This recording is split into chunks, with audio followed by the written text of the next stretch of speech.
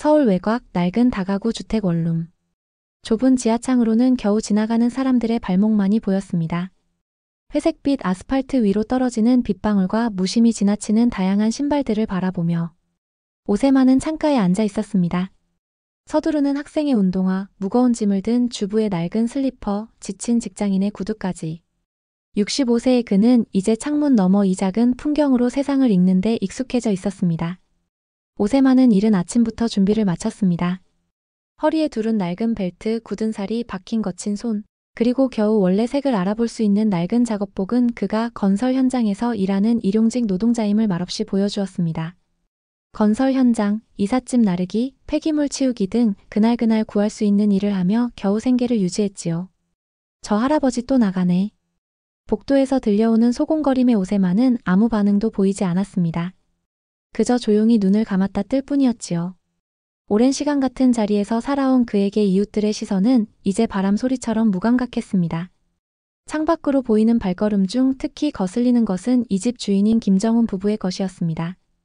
외제차에서 내리면서부터 시작되는 그들의 자랑스러운 발소리는 오세만의 원룸 앞을 지날 때면 항상 멈췄습니다. 아이고 또 이상한 냄새 나네. 여기 사는 노동자 아저씨 뭐 하는지 몰라도 냄새가 좀. 김정훈의 아내가 눈살을 찌푸리며 말하는 소리가 문 틈새로 새어 들어왔습니다. 다른 세입자들도 고개를 끄덕이며 동조했지요. 건설 현장 먼지와 땀 냄새가 밴 그의 존재는 깨끗한 집을 유지하고 싶어하는 집주인에게는 늘 골칫거리였습니다. 오세만은 그저 묵묵히 고개를 숙이고 걸음을 옮겼습니다. 집주인인 김정훈은 오세만을 만날 때마다 얼굴을 찌푸렸지만 다른 세입자보다 월세를 적게 받을 수 있다는 이유로 그를 내쫓지는 않았습니다. 오세만이 일용직으로 벌어오는 돈은 겨우 방세와 식비를 해결할 정도였지만 그는 한 번도 불평하지 않았지요. 집 주변 사람들은 오세만을 일용직 노인네라고 불렀습니다. 어떤 이들은 그가 지나가면 은근히 거리를 두었고 어떤 이들은 그가 있는 엘리베이터를 타지 않으려 했지요. 정작 오세만에게는 특별한 냄새가 나지 않았지만 사람들은 그의 낡은 옷과 거친 손 그리고 주름진 얼굴을 보며 냄새를 상상했습니다. 오늘은 특별한 날이었습니다. 손녀의 결혼식이 있는 날이었지요. 오세만은 옷장을 천천히 열었습니다. 그 안에는 오래전 딸이 사주었던 양복 한 벌이 걸려 있었습니다. 한 번도 입지 않은 채로 옷장 깊숙이 보관되어 있던 양복이었지요. 손이 조금 떨리면서도 양복을 꺼내 침대 위에 조심스레 올려놓았습니다. 옷깃을 정돈하고 바지 주름을 펴는 그의 손길은 무언가에 익숙해 보였습니다. 전화기를 집어들었다가 다시 내려놓았습니다. 딸의 마지막 말이 귓가에 맴돌았으니까요. 아버지. 죄송한데 결혼식장이 좀 고급스러운 곳이라서. 손님들도 모두 지위 있는 분들이고. 혹시 다음에 우리끼리 따로 식사라도 할까요? 말끝을 흐리던 딸의 표정이 떠올랐습니다. 부끄러움과 미안함 그리고 한편으로는 현실적인 걱정이 뒤섞여 있던 얼굴이었지요. 오세만은 한참을 양복을 바라보다가 천천히 다시 옷장에 걸었습니다. 오늘도 그는 갈 수 없었지요. 손녀의 결혼식에 초대받지 못한 할아버지. 그것이 자신의 현실이었습니다. 창가로 다시 돌아와 앉으며 오세만은 깊은 한숨을 내쉬었습니다. 그의 눈에 맺힌 작은 물기는 금방 닦아냈지요. 어쩌면 이게 더 나을지도 모른다고 스스로를 위로하며 말입니다. 일터로 나가야 할 시간이었습니다. 오세만은 천천히 일어나 작업복을 챙겼습니다. 오늘은 인력시장에서 누군가 그를 고용해 주길 바라며 또 하루를 시작해야 했습니다. 창문 너머로 보이는 하늘은 유난히 맑았지만 그에게는 그저 또 다른 하루가 시작된 것뿐이었습니다. 보이지 않는 사람 그렇게 살아가는 것이 그의 몫이었으니까요. 아침 6시. 오세만은 늘 그랬듯 눈을 뜨는 순간부터 완벽하게 깨어 있었습니다. 군인처럼 아니 소방관처럼 말이죠. 20년이 넘는 세월이 흘렀지만 그의 몸은 여전히 그때의 규율을 기억하고 있었습니다. 조용히 세수를 마친 오세만은 거울 속 자신의 얼굴을 마주했습니다. 세월의 풍파가 깊게 패인 주름, 희끗희끗한 머리카락, 그리고 깊은 바다처럼 가라앉은 눈동자. 낡은 작업복으로 갈아입고 집을 나서기 전 그는 작은 서랍장 위에 놓인 사진 한 장을 바라봤습니다. 누렇게 변색된 사진 속에는 젊은 시절의 오세만과 또 한 명의 소방관이 환하게 웃고 있었죠. 혜룡아, 오늘도 잘 있지? 중얼거리듯 말한 오세만은 현관문을 열고 밖으로 나섰습니다. 아직 동이 트기 전 어둑한 새벽녘이었습니다. 인력시장으로 향하는 길 그는 매일 같은 우회로를 택했습니다. 동네 외곽을 지나고 작은 공원을 건너 마지막으로 근처 소방서 앞에 도착했습니다. 소방서 앞에 서자 오세만의 모습이 달라졌습니다. 구부정하던 등이 저절로 곧게 펴지고 손은 바지 옆선을 따라 가지런히 내려갔습니다. 그리고 소방서를 향해 깊게 허리를 숙였습니다. 묵내. 그것은 20년간 한 번도 거르지 않은 그의 의식이었습니다. 아저씨 또 오셨네요. 소방서 앞에서 아침 훈련을 준비하던 젊은 소방관이 인사를 건넸습니다. 그 소방관에게 오세만은 그저 매일 같은 시간에 소방서 앞에서 인사를 하는 이상한 노인일 뿐이었습니다. 그 인사가 품고 있는 깊은 역사를 아는 이는 아무도 없었지요. 오세만은 가볍게 고개를 끄덕이며 인력시장으로 발걸음을 옮겼습니다.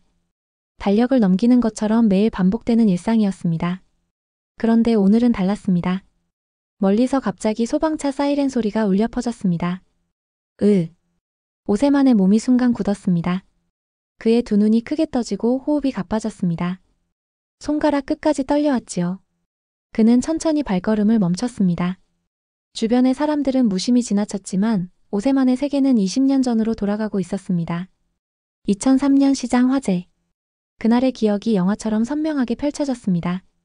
정혜룡 소방장과 함께 불길 속으로 들어갔던 순간 천장이 무너지기 직전의 기묘한 끽끽 소리, 혜룡의 마지막 외침. 세만나. 어서 나가. 눈앞이 뿌옇게 흐려졌습니다. 오세만의 귀에는 여전히 그날의 사이렌 소리와 무전기 소리가 들리는 듯 했습니다.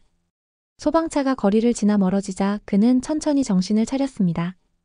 이마에는 식은땀이 맺혀 있었지요. 주변 사람들은 그를 이상한 노인 취급하며 지나쳤지만 그는 개의치 않았습니다.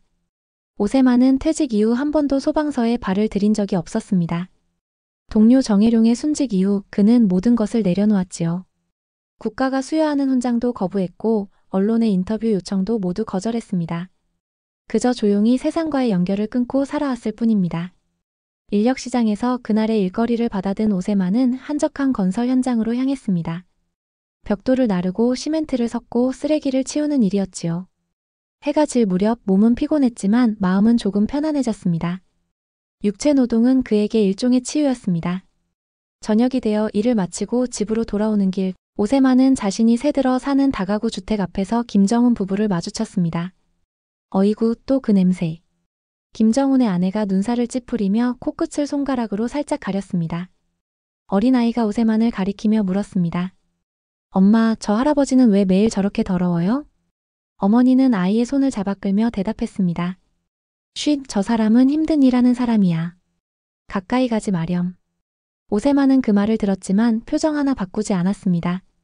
그저 묵묵히 자신의 방으로 돌아와 창가에 앉았을 뿐이었지요. 창문 너머 하늘에는 구름이 몰려들고 있었습니다. 오세만은 맑은 날과 흐린 날의 차이를 느끼지 못했습니다. 그의 마음속은 20년 전부터 계속 흐렸으니까요. 겨울이 깊어가던 어느 밤이었습니다. 창밖으로는 진눈깨비가 내리고 바람소리가 창문을 두드렸습니다. 오세만은 침대에 누워 천장에 갈라진 틈을 바라보며 잠을 청하고 있었습니다. 하루 종일 철근 작업으로 손가락 마디마다 욱신거렸지만 그의 머릿속은 여전히 맑았습니다. 10시가 조금 넘은 시간 어디선가 유리 깨지는 소리가 들렸습니다. 이어서 아이의 비명소리가 들렸지요. 오세만은 귀를 기울였습니다. 평소 같으면 무시했을 소리였지만 고지어 들린 외침은 달랐습니다. 불이야. 불. 오세만의 몸이 반사적으로 움직였습니다. 순식간에 자리에서 일어나 외투를 걸쳤습니다. 문을 열자 희미한 연기 냄새가 코를 찔렀습니다.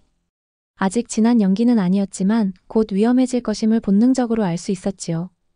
오세만은 복도로 나섰습니다. 복도에는 이미 몇몇 세입자들이 허둥지둥 계단으로 빠져나가고 있었습니다. 혼란스러운 상황에서도 오세만의 눈은 곧바로 불이 난 곳을 찾아냈습니다. 2층에 있는 집주인 김정훈의 집이었습니다. 연기가 점점 진해지고 있었고 복도 끝에서는 붉은 불빛이 깜빡이고 있었습니다. 현관문 앞에는 김정훈 부부가 서 있었습니다. 김정훈은 얼굴이 새하얗게 질려 있었고 그의 아내는 울음을 터뜨리며 현관문을 향해 달려들었습니다. 우리 아이가 아직 안에 있어요. 누가 좀 도와주세요. 김정훈이 아내를 힘겹게 붙잡았습니다. 처음에는 강한 척했으나 점점 그의 목소리에도 공포가 퍼져갔습니다. 진정해. 진정하라고. 소방차. 누가 신고했지? 소방차 금방 올 거야. 조금만 기다려. 하지만 그의 목소리에는 확신이 없었습니다. 주변 세입자들은 서로를 바라보며 뒤로 물러나기 시작했습니다. 계단을 통해 일부는 이미 건물 밖으로 대피했고 남은 사람들도 불안한 눈빛을 교환했습니다. 불이 너무 커지고 있어. 연기도 점점. 소방차 오려면 10분은 걸릴 텐데. 골목이 좁아서 차가 들어올 수 있을까? 주변에서 불안한 목소리들이 오갔습니다. 김정우는 점점 더 절망적인 표정이 되어갔습니다. 그는 현관문을 향해 다시 한번 달려들려고 했지만 문틈으로 새어나오는 연기와 열기에 뒤로 물러났습니다. 마침내 그는 문 앞에서 무릎을 꿇었습니다. 제발. 누구든. 우리 아이를. 김정훈의 목소리가 흐느낌으로 변했습니다. 그의 눈에서는 눈물이 흘러내렸습니다. 평소의 거만한 모습은 온데간데 없이 한 아이의 아버지로서 절망에 빠져 있었지요. 오세만은 조용히 상황을 살폈습니다. 천장에는 연기가 점점 짙어지고 있었고 이미 시야가 흐려지고 있었습니다. 불길은 문틈새로 새어나오고 있었고 심장 박동처럼 깜빡이는 불빛이 복도를 붉게 물들였습니다. 소방차가 오기까지는 최소 5분, 아마도 그 이상이 걸릴 것이었습니다. 그 시간 동안 아이는 오세만의 머릿속에 20년 전의 기억이 스쳐 지나갔습니다. 지옥처럼 타오르는 시장 안에서 해룡이 그를 밀어내던 순간 천장이 무너지는 소리, 그리고 들리지 않게 된 무전기 소리. 그날 이후 그를 짓눌러온 죄책감이 다시 가슴을 조여왔습니다. 여보세요? 네, 불이 났어요. 빨리요. 소방차 오고 있대요. 다들 밖으로 나가세요. 하지만 오세만의 귀에는 그 어떤 소리도 들리지 않았습니다. 그의 귀에는 오직 한 가지 소리만 들렸지요. 6살 아이의 숨소리였습니다. 정혜룡이 구하려다 실패했던 그 아이와 같은 나이의 아이. 오세만은 욕실로 걸어갔습니다. 수건을 찾아 물에 적신 후 묵묵히 얼굴을 감쌌습니다. 숨을 깊게 들이마시고 천천히 내뱉었습니다. 그의 손에서는 떨림이 사라졌고 눈빛은 다시 또렷해졌습니다. 마치 수천 번 해온 듯한 익숙한 동작이었습니다. 다시 김정훈의 집 앞으로 걸어간 오세만을 본 사람들은 놀란 눈으로 그를 바라봤습니다. 김정훈도 황급히 고개를 들었지요. 아저씨 무슨... 안 돼요. 위험해요. 하지만 오세만은 이미 문을 향해 걸어가고 있었습니다. 그의 움직임은 확신에 차 있었고 그 속도는 노인의 것이 아니었습니다. 마치 20년 전 현장에 출동했던 소방관의 걸음걸이였습니다. 그는 망설임 없이 문을 열었습니다. 순간 불길이 그를 향해 확 번졌지만 오세만은 눈 하나 깜빡이지 않았습니다. 그는 낮은 자세로 몸을 숙이고는 검은 연기 속으로 사라졌지요. 김정우는 망연자실한 표정으로 문을 바라봤습니다. 그의 머릿속에는 갑자기 오세만에 대한 기억들이 스쳐 지나갔습니다. 매일 아침 그를 조롱했던 순간들, 코를 막았던 순간들, 냄새나는 노가다 노인이라고 무시했던 모든 시간들. 이제 와서 그 모든 것이 부끄러움으로 다가왔지요. 시간이 천천히 흘렀습니다. 1분이 10분처럼 느껴졌습니다. 멀리서 소방차 사이렌 소리가 희미하게 들리기 시작했지만 아직 도착하기까지는 시간이 걸릴 것이었습니다. 모두의 마음속에는 같은 생각이 들었습니다. 과연 그 노인과 아이가 무사히 나올 수 있을까? 불길 속으로 들어선 오세만의 눈앞은 암흑과도 같았습니다. 진한 연기가 천장부터 무릎 높이까지 가득 차 있었지요. 20년 전 소방관으로 활동했던 그의 몸은 자연스럽게 바닥으로 몸을 낮췄습니다. 바닥에서 15cm. 그곳이 가장 맑은 공기다. 머릿속에서 떠오르는 훈련 지침을 떠올리며 그는 몸을 낮게 유지했습니다. 연기는 위로 올라가는 성질이 있기에 바닥에 가까울수록 시야가 조금이나마 확보됐습니다. 숨은 최대한 적게 깊게 들이마셨습니다. 물에 적신 수건이 그나마 연기와 독가스를 걸러주고 있었습니다. 침착하게. 아이가 있을 만한 곳을 생각해. 오세만은 불길 속에서도 냉정함을 유지했습니다. 벽을 더듬으며 방향을 잡은 그는 거실을 지나 방들을 향해 움직이기 시작했습니다. 열기가 점점 강해졌고 손가락으로 벽을 만질 때마다 화상을 입는 듯한 느낌이 들었습니다. 시간이 얼마 없음을 알기에 그는 마음속으로 초를 세기 시작했습니다. 하나, 둘, 셋. 소방관 시절 그는 불길 속에서 최대 3분을 버틸 수 있었습니다. 지금은 20년이 지났지만 그의 몸은 여전히 그 한계를 기억하고 있었지요. 어디 있니? 소리 내봐. 오세만의 목소리는 거칠게 갈라져 나왔습니다. 주변은 불길에 타닥거리는 소리와 천장에서 떨어지는 물건들의 소리로 가득했습니다. 열기는 점점 더 강해져 산소 마스크 없이는 거의 숨을 쉬기 어려울 정도였습니다. 그의 얼굴과 손은 이미 검게 그을리기 시작했지요. 첫 번째 방은 아이의 장난감이 널브러져 있었지만 아이는 보이지 않았습니다. 오세마는 침대 밑을 살폈지만 빈 공간뿐이었습니다. 1100으로 추정되는 온도에서 그의 피부는 이미 화상을 입기 시작했지만 아드레날린이 그 고통을 감춰주고 있었습니다. 두 번째 방으로 향하는 복도는 불길이 가로막고 있었습니다. 오세마는 잠시 멈춰 숨을 고르고 다시 한번 수건으로 얼굴을 감쌌습니다. 그리고는 낮은 자세로 불길을 뚫고 지나갔습니다. 불길이 그의 등을 핥히었고 작업복 일부가 그을렸지만 그는 개의치 않았습니다. 숨이 점점 가빠졌고 머릿속이 어지러웠습니다. 시야가 점점 흐려졌지만 그는 포기하지 않았습니다. 두 번째 방의 문은 반쯤 열려 있었습니다. 연기 때문에 시야가 거의 확보되지 않았지만 낮은 곳에서 희미하게 흰색 옷자락이 보였습니다. 침대 밑이었습니다. 오세마는 바닥에 엎드려 그곳을 들여다봤습니다. 아! 거의 목소리도 나오지 않는 상황이었지만 희미한 불빛에 의해 겁에 질린 아이의 눈동자가 반짝였습니다. 6살 아이는 침대 밑에 웅크리고 있었고 인형을 꼭 끌어안고 있었습니다. 괜찮아. 이제 데리러 왔어. 오세만의 목소리는 담담했지만 그 속에는 강인한 확신이 담겨 있었습니다. 아이는 울음을 멈추진 않았지만 오세만이 내민 손을 잡았습니다. 오세만은 아이를 조심스럽게 끌어당겨 품에 안았습니다. 그리고 자신의 외투로 아이를 감싸고 자신의 몸으로 아이를 보호했습니다. 눈을 감아. 괜찮을 거야. 아저씨가 지켜줄게. 아이를 안은 오세만은 다시 왔던 길을 향해 움직이기 시작했습니다. 그러나 상황은 점점 더 악화되고 있었습니다. 천장 일부가 무너지기 시작했고 불길은 더욱 거세졌습니다. 산소는 점점 희박해졌고 오세만의 의식도 희미해졌습니다. 그의 발걸음이 흔들렸고 한 번 넘어질 뻔했지만 벽을 짚고 간신히 몸을 지탱했습니다.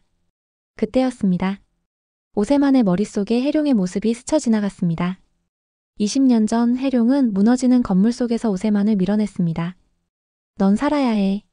라고 외치며 말이죠. 그리고 그 순간 천장이 무너져 해룡은 영원히 그곳에 갇혀버렸습니다. 아직 끝나지 않았어. 오세만은 이를 악물었습니다. 숨이 거의 멎을 것 같았지만 그는 멈추지 않았습니다.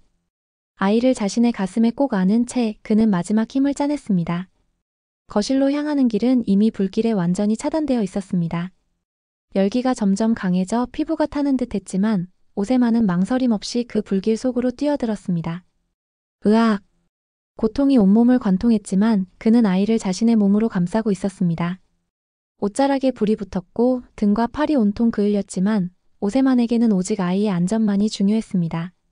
불길을 뚫고 나온 그는 마침내 현관문에 도달했습니다. 숨이 턱턱 막혔고 의식이 점점 희미해졌습니다. 그래도 오세만은 문을 향해 마지막 힘을 짜냈습니다. 문을 열자 찬 공기가 그를 맞이했고 그 찬 공기가 폐 속으로 들어오자 더욱 고통스러웠습니다. 아이. 오세만은 마지막 힘을 다해 복도로 나왔습니다. 그의 모습을 본 사람들은 경악을 금치 못했습니다. 온몸이 그을음으로 뒤덮여 있었고 옷은 반쯤 타버렸으며 머리카락도 시커멓게 변해 있었습니다. 하지만 그의 품 안에 안긴 아이는 무사했습니다. 오세만은 자신의 몸으로 아이를 완벽하게 보호했던 것이지요. 김정훈이 달려와 아이를 받아들었습니다. 그의 얼굴에는 눈물이 가득했습니다. 감사합니다. 정말 감사합니다. 오세만은 대답하지 못했습니다. 그의 몸이 천천히 바닥으로 쓰러졌습니다. 멀리서 소방차 사이렌 소리가 들려왔지만 그의 귀에는 더 이상 들리지 않았습니다. 의식이 희미해진 순간 그의 눈앞에 해룡의 모습이 떠올랐습니다. 해룡아. 이번엔 구했다. 네가 구하려 했던 그 아이처럼. 병원 응급실은 긴박한 분위기로 가득했습니다. 구급차가 도착하자마자 의료진들이 신속하게 움직였습니다. 들것에 실려온 오세만은 이미 의식을 잃은 상태였고 그 흐름으로 뒤덮인 얼굴은 산소 마스크에 가려 있었습니다. 상태가 좋지 않습니다. 일단 기도 확보를 위해 응급 조치를 취하고 CT 촬영 준비해주세요. 의사의 지시에 따라 간호사들이 빠르게 움직였습니다. 김정훈의 아이는 같은 구급차에 실려왔지만 다행히 오세만이 보호해준 덕분에 연기 흡입 정도만 있었고 경과는 좋은 편이었습니다. 그러나 오세만의 상태는 위중했습니다. 유독 가스를 많이 흡입했고 피부는 시커멓게 그을려 있었습니다. 응급처치가 끝나고 오세만은 곧바로 중환자실로 옮겨졌습니다. 의료진들은 환자의 상태를 계속 모니터링하며 최선을 다했지만 노인의 나이와 심각한 상태로 인해 회복은 낙관적이지 않았습니다. 병원 밖에서는 화재 소식이 빠르게 퍼져나가고 있었습니다. 현장에 있던 한 세입자가 촬영한 영상이 소셜미디어를 통해 이미 수만 명에게 공유된 상태였습니다. 일용직 노인 불타는 집에 뛰어들어 아이 구해라는 제목의 영상은 많은 사람들의 가슴을 울렸습니다. 그 노인이 갑자기 물수건을 둘러쓰고 불 속으로 들어갔어요. 누구도 상상도 못했는데 집주인이 늘 무시하던 그 노가다 일하는 노인네가. 영상 속 인터뷰에서 세입자는 떨리는 목소리로 말했습니다. 진심이 담긴 그의 증언은 지역 뉴스로 이어졌고 곧 전국 방송으로 확대되었습니다. 오늘 새벽 서울 외곽의 한 다가구 주택에서 화재가 발생했습니다. 이 불길 속에 한 어르신이 망설임 없이 뛰어들어 6살 아이를 구출했습니다. 현재 어르신은 중환자실에서 치료를 받고 있으며 상태는 위중한 것으로 알려졌습니다. 뉴스 화면에는 구급차에 실려가는 오세만의 모습이 비춰졌습니다. 그 흐름으로 뒤덮인 얼굴이었지만 그의 모습을 본 소방청의 한 관계자는 화면을 응시하다 달려나갔습니다. 국장님, 이분 확인이 필요합니다.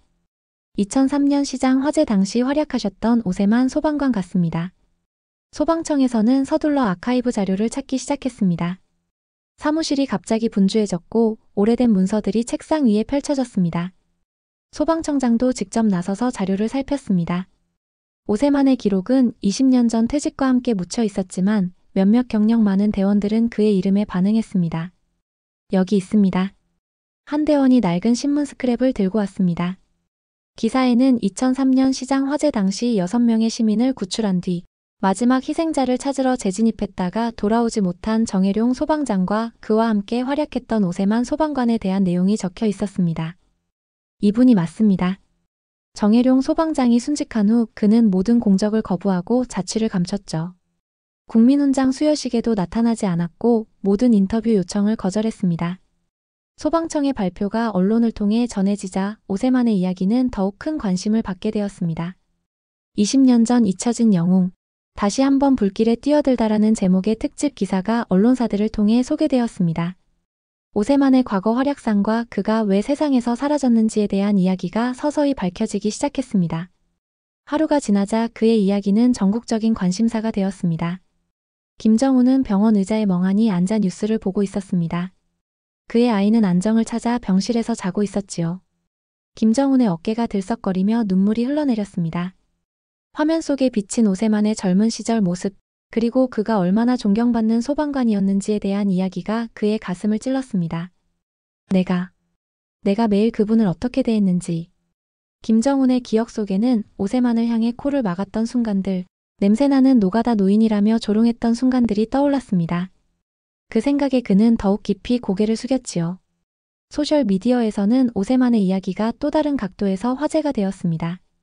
우리 주변에 보이지 않는 영웅들이라는 해시태그와 함께 많은 이들이 생활 속 묵묵히 일하는 노동자들에 대한 존경을 표했습니다. 이 소식은 마침내 오세만의 가족에게도 전해졌습니다. 서울 강남의 한 아파트에서 그의 딸은 출근 준비를 하던 중 우연히 뉴스를 보다가 그 자리에 얼어붙었습니다. 화면 속에 비친 그을음 묻은 노인의 얼굴. 그 아래 작은 글씨로 쓰인 오세만 65세. 그리고 이어지는 앵커의 말. 오세만 씨는 2003년 대형 화재 당시 6명의 시민을 구했지만 동료의 순직 후 죄책감에 모든 것을 포기하고 홀로 살아온 것으로 확인됐습니다. 현재는 일용직 노동자로 생계를 유지해왔던 것으로 파악됩니다. 딸의 손에서 커피잔이 미끄러져 바닥에 떨어졌습니다. 깨진 도자기 조각들처럼 그녀의 마음도 산산조각 나는 듯 했습니다. 아버지? 어떻게? 이럴 수가. 병원 로비 구석 김정우는 혼자 앉아 있었습니다. 쏟아지는 눈물을 감추기 위해 그는 얼굴을 두 손으로 가렸습니다. 어제까지만 해도 그는 성공한 사업가로서의 자부심에 가득 차 있었습니다. 하지만 지금 그의 마음은 부끄러움과 자책감으로 가득했습니다. 괜찮아요? 아내가 조심스럽게 다가와 그의 어깨에 손을 얹었습니다. 그녀의 눈도 붉게 부어 있었지요. 김정우는 고개를 들어 아내를 바라봤습니다. 어떻게 이제 그분 얼굴을 뵐 수 있을까? 김정훈의 목소리는 떨렸습니다. 아내는 말없이 고개를 숙였습니다. 그들은 둘 다 오세만을 얼마나 함부로 대했는지 너무나 잘 알고 있었습니다. 우리 아들이 살아있는 건 오직 그분 덕분이에요. 의사가 아이의 상태에 대해 설명한 말이 김정훈의 머릿속에 맴돌았습니다. 열기와 유독가스에서 완벽하게 보호받은 아이는 경미한 연기 흡입만 있었을 뿐 빠른 회복이 예상된다고 했습니다. 모든 것이 오세만이 자신의 몸으로 아이를 감싸준 덕분이었습니다. 김정훈은 아내와 함께 중환자실 앞으로 걸어갔습니다. 유리창 너머로 산소 마스크를 쓴 오세만의 모습이 보였습니다. 온갖 의료 장비에 둘러싸인 그의 모습은 너무나 고독해 보였습니다. 의료진들이 분주히 오가고 있었지요. 복도 건너편에서 갑자기 다급한 발소리가 들렸습니다. 김정훈이 고개를 돌리자 세련된 옷차림의 중년 여성과 우아한 드레스를 입은 젊은 여성이 달려오고 있었습니다. 그들의 얼굴은 충격과 공포로 일그러져 있었지요. 아버지가 여기 계시다고 들었어요. 간호사가 그들을 중환자실 앞으로 안내했습니다. 중년 여성이 유리창 너머 오세만의 모습을 보자마자 그 자리에 주저앉아 오열했습니다. 아버지, 이게 무슨 일이에요? 젊은 여성, 아마도 손녀로 보이는 그녀도 곧 눈물을 쏟아냈습니다. 그들은 분명 오세만의 딸과 손녀였습니다. 김정훈은 조용히 다가가 고개를 숙였습니다. 제 아들을 구해주셨습니다. 저는 이 건물 주인 김정훈입니다. 딸이 놀란 눈으로 김정훈을 바라봤습니다. 그녀의 눈에는 처음에 분노가 어렸지만 곧 슬픔으로 바뀌었습니다. 담당 의사가 다가와 오세만의 상태를 설명했습니다. 유독가스 흡입으로 폐 기능이 떨어져 있고 산소 포화도가 불안정하다고 했습니다. 피부는 심한 화상은 아니지만 그을림이 심했고 나이가 많아 회복이 더딜 것이라는 진단이었습니다. 제발 살려주세요. 딸의 절박한 목소리에 의사는 진지하게 고개를 끄덕였습니다. 최선을 다하고 있습니다. 환자분이 상당히 강인하신 편입니다. 우리도 놀랐습니다. 의사가 떠난 후 병원 대기실에서 딸은 한동안 말없이 앉아 있었습니다. 그녀는 TV에 나오는 뉴스를 바라보고 있었지요. 화면에는 오세만의 과거 사진과 함께 소방관 시절의 업적이 소개되고 있었습니다. 이토록 자랑스러운 아버지였는데 손녀가 비통한 목소리로 말했습니다. 그녀의 눈에는 죄책감과 후회가 가득했습니다. 저는 결혼식에 할아버지가 오는 게 창피하다고 했어요. 그 냄새나는 할아버지라고. 그녀의 목소리가 흐려졌습니다. 딸은 고개를 떨구었습니다. 모두 내 잘못이야. 내가 아버지를 버렸어. 그때 한 소방관이 대기실로 들어왔습니다. 그는 중년의 남성으로 제복을 갖춰 입고 있었습니다. 오세만 선생님 가족분들이신가요? 딸이 고개를 들었습니다. 소방관은 공손하게 인사했습니다. 저는 석진호 소방경입니다. 오세만 선생님과 정혜룡 소방장님을 모셨던 후배입니다. 석진호는 2003년 당시 상황을 상세히 설명했습니다. 대형 화재 현장에서 오세만과 정혜룡이 얼마나 용감하게 시민들을 구조했는지, 그리고 마지막 순간에 정혜룡이 어떻게 순직했는지에 대한 이야기였습니다. 당시 정혜룡 소방장님이 구하려다 실패하신 분이 6살 아이였습니다. 그리고 어젯밤 오세만 선생님께서 구해내신 아이도 6살이더군요. 석진호의 말에 방 안의 모든 사람이 숨을 죽였습니다. 김정훈은 충격을 받은 듯 벽을 짚었습니다. 정혜룡 소방장님이 마지막으로 구하려 하셨던 아이. 그 아이와 같은 나이의 아이를 오세만 선생님이 구해내신 겁니다. 마치 과거의 상처를 치유하시려는 듯이요. 아버지가 그런 마음을 품고 계셨다니. 딸의 눈에서 눈물이 흘러내렸습니다. 지금까지 알지 못했던 아버지의 고통과 상처 그리고 용기에 대해 비로소 깨닫게 된 것이지요. 손녀는 주머니에서 작은 종이를 꺼냈습니다. 그것은 결혼식 청첩장이었습니다. 할아버지, 꼭 나으셔야 해요. 제가 다시 결혼식을 할게요. 이번엔 할아버지가 저를 입장시켜주세요. 그녀의 진심 어린 기도가 병실을 향했습니다. 네, 말씀하신 부분들을 수정해서 7장과 8장을 새롭게 작성하겠습니다. 오세만의 대사를 완곡하게 조정하고 소방청 훈장, 수여 장면에 의미 부여 문장을 추가하며 손녀의 결혼식 설정을 현실적으로 톤다운하겠습니다. 일주일이 지났습니다. 오세만의 상태는 천천히 그러나 확실하게 나아지고 있었습니다. 의사들은 처음에 그의 나이를 고려할 때 회복이 쉽지 않을 것이라 예상했지만 오세만의 강인한 생명력은 모두를 놀라게 했습니다. 놀랍습니다. 실제 나이보다 훨씬 건강한 폐 기능을 가지고 계십니다. 소방관 시절의 훈련이 지금까지 영향을 미치는 것 같아요. 담당 의사는 검사 결과를 보며 말했습니다. 오세만은 이제 의식을 완전히 되찾았고 산소 마스크도 간헐적으로만 필요한 상태였습니다. 그의 병실에는 항상 누군가가 함께 있었습니다. 딸과 손녀는 번갈아가며 병실을 지켰고 김정훈 가족도 자주 병문안을 왔습니다. 이제 어떻게 지내실 계획이에요? 딸이 오세만의 손을 잡으며 조심스럽게 물었습니다. 평소 같으면 묵묵히 대답하지 않았을 오세만이었지만 이번에는 달랐습니다. 몸이 나으면 뭐라도 해야지. 가만히 있는 건 못하니까. 그의 목소리는 여전히 약했지만 분명했습니다. 딸은 고개를 저었습니다. 아버지, 이제 저희와 함께 살아요. 제가 모시겠습니다. 오세만은 잠시 딸을 바라보았습니다. 그의 눈에는 의문이 어려 있었지요. 내 생활에 방해될 텐데. 딸은 눈물을 참으며 고개를 저었습니다. 방해가 아니에요. 제가 아버지께 드릴 수 있는 가장 작은 효도예요. 제발 거절하지 마세요.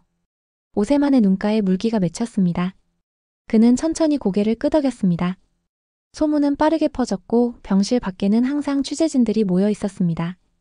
오세만의 이야기는 많은 사람들에게 감동을 주었고 소방청에서는 그에게 국민훈장을 추서하기로 결정했습니다. 처음에 오세만은 이를 거부했지만 정혜룡의 이름으로 함께 훈장을 받게 된다는 말에 마음을 바꿨습니다. 혜룡이를 위해서라면. 그의 말에 소방청장은 깊이 고개를 숙였습니다. 두 분 모두 국민의 영웅입니다. 정혜룡 소방장님의 가족분들도 함께 하실 겁니다. 퇴원 날이 다가왔습니다. 오세만은 이제 휠체어 없이도 천천히 걸을 수 있었습니다. 딸의 부축을 받으며 병실을 나서자 로비에는 많은 사람들이 그를 기다리고 있었습니다. 소방관들이 두 줄로 서서 경례를 했고 김정훈 가족과 병원 의료진들이 박수를 쳤습니다. 할아버지. 김정훈의 아들이 달려와 오세만의 다리를 안았습니다. 6살 아이의 맑은 눈동자에는 순수한 감사함이 담겨 있었습니다. 고마워요. 저 구해주셔서. 오세만은 아이의 머리를 쓰다듬었습니다. 그의 손은 아직 약했지만 따뜻했습니다. 김정훈이 다가와 깊이 고개를 숙였습니다. 선생님, 제가 어떻게 감사드려야 할지. 앞으로는 절대 월세 걱정 마세요. 평생 무상으로. 오세만은 부드럽게 고개를 저었습니다. 이제 딸과 함께 살 겁니다. 그동안 고마웠습니다. 병원을 나서자 오세만은 깊게 숨을 들이마셨습니다. 봄바람이 그의 얼굴을 쓰다듬었고 햇살이 그를 반겼습니다. 세상은 이전과 같은 세상이었지만 오세만의 마음은 달라져 있었습니다. 20년간 짊어졌던 무거운 짐이 조금은 가벼워진 듯 했습니다. 소방청에서는 오세만에게 특별한 제안을 했습니다.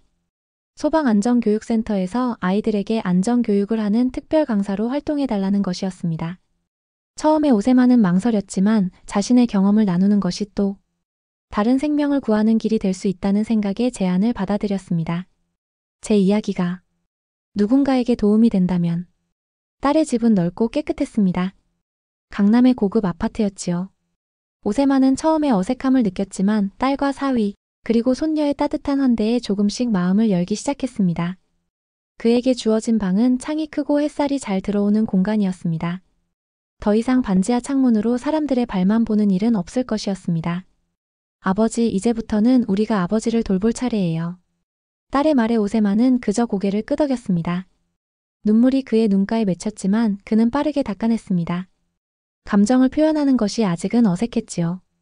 회복 기간 동안 오세만은 종종 근처 공원을 산책했습니다. 걷는 것은 그의 건강에 좋았고 하루하루 체력이 돌아오는 것을 느낄 수 있었습니다. 그리고 매일 아침 그는 여전히 가까운 소방서 앞에서 묵례를 했습니다. 이제 그 의식은 슬픔이 아닌 존경과 감사의 표현이 되었습니다. 어느 날 오세만이 소방안전교육센터에서 첫 강의를 할 때였습니다. 교실에는 30여 명의 초등학생들이 앉아 있었지요.